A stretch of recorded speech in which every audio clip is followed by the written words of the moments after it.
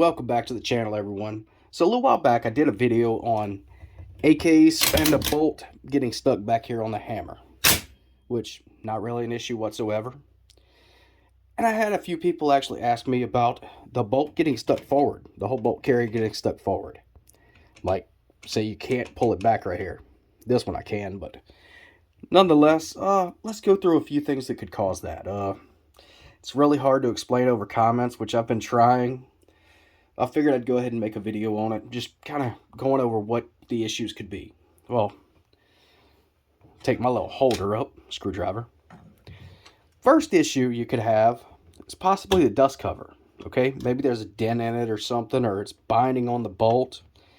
And you can usually check that pretty easily. Just pull the dust cover off and see if you can cycle it in. If you can't, that's really not going to be your issue. If you can, you'll look in here and see if you can find a spot where it's rubbing, which actually I might have a little bit of a rub right there, but it's not enough to affect anything. There is a dent in this one, little Battlefield pickup style.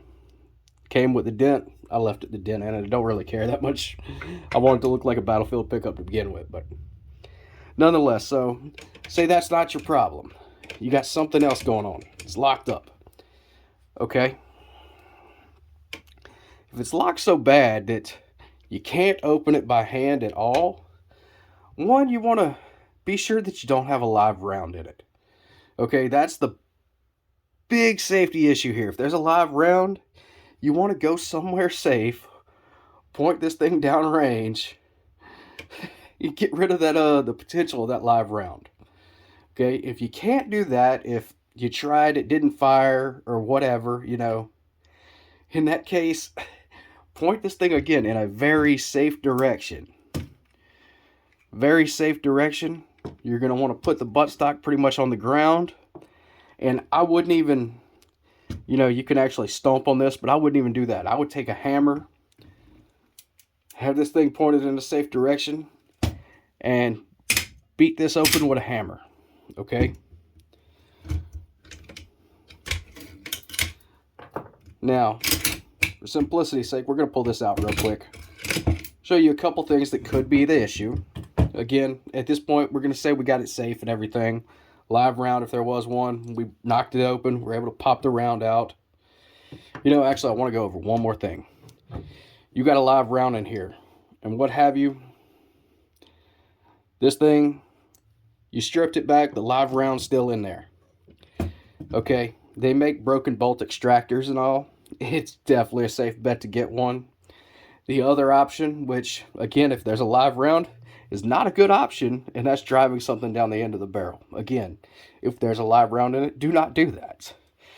Get you one of the broken shell extractors. Trust me, a few bucks is worth it to save you a hand or something like that. So yeah, get one of those. I got one laying around here somewhere, don't know where right now, but actually never used it. So anyway, at this point, anyway, back to it. At this point, we've gotten the bolt carrier out. We're looking at it. Another common thing is you end up with a bent piston. Okay, and you can look down this thing, and it's supposed to have a little bit of wobble in it. Let's see if I can show it. It's supposed to have a little bit of wobble in it, but for the most part, it's going to be straight. Okay, if you're seeing a little bit of a curve one way or another, maybe up or down even, you might want to go ahead and bend this piston back straight. Okay, and that's fairly easy for the most part. Worst case scenario, you got to change the piston out, and you've got a rivet that sits in here. Can be a pain sometimes to get out, but usually not too bad. Then you unscrew this. I used to have a video on changing one out, but YouTube guidelines and all, so I don't anymore. But nonetheless, you could have a bent piston. Now, another thing you can do, if you can't really see a bend or anything, is take your gas tube off and try to run it with the gas tube off.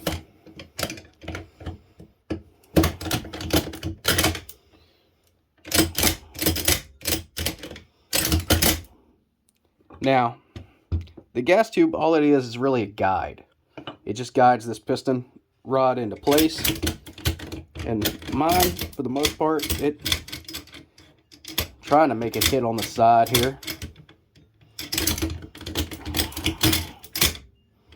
It's damn near going in every time, but sometimes they'll come through and they'll hit right on the side here like this. And, you know, that's nothing to worry about there. You just kind of pop it, and as long as it goes back into place. But if you can pull the bolt back, cycle it and all like this, then something's wrong in your gas tube for the most part. You can check that out, maybe get a new gas tube, whatever.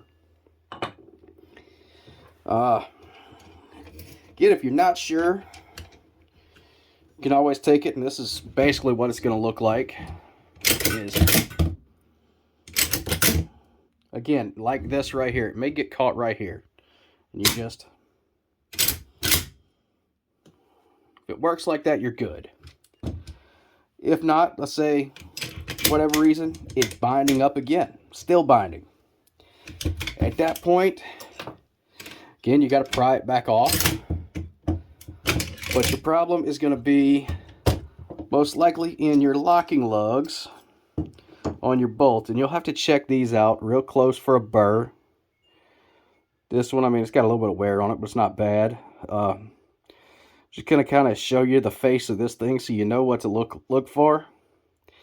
Again, you might have a burr in here, or even a burr in amongst your locking lugs. Right here. Let me see if I can get something to point with. Right here on this lug here, and back down here. You can check for a burr somewhere right there. That might be catching it. And I mean, really, those are the main things that would cause it to catch. Maybe a crooked gas block. That could possibly do it. If you look down it, and we're actually going back the other way now, but if you look down it and your gas block's a little bit crooked, that could do it.